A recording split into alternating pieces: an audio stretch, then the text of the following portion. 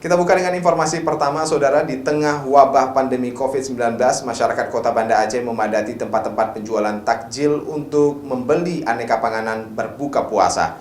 Walaupun demikian, baik pedagang maupun pembeli diimbau untuk tetap menggunakan masker dan mengatur jarak dalam keramaian.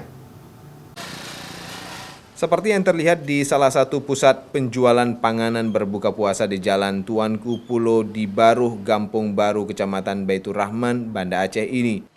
Sejak sore hari sudah dipadati oleh warga yang berburu aneka panganan berbuka puasa.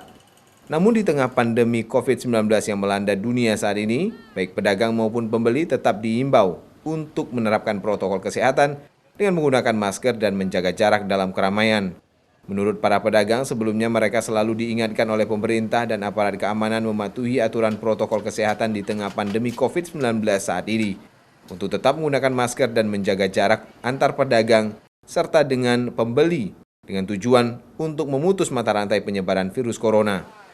Hal tersebut juga berlaku kepada setiap pembeli atau konsumen.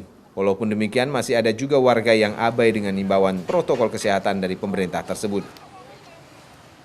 Bagus lah kayak gitu, kita kan untuk menjaga kesehatan kita, untuk kita juga untuk memutuskan rantai virus corona. Nah, jadi kita saling menjaga satu dengan yang lainnya.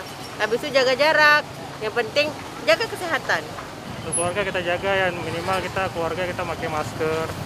Dan kalau nggak perlu kali nggak usah keluar lah, udah di rumah aja. Ini kebetulan kita memang lagi cari penganan aja, ya belanja aja untuk seadanya, untuk berbuka aja bang itu. Sementara itu, sejak hari pertama puasa hingga saat ini, warga Banda Aceh memadati tempat-tempat penjualan panganan berbuka puasa. Walaupun tidak seramai pada saat sebelum wabah corona, namun sebagian warga Banda Aceh tetap keluar rumah untuk mencari makanan berbuka puasa. Mustajab, Kompas TV, Banda Aceh.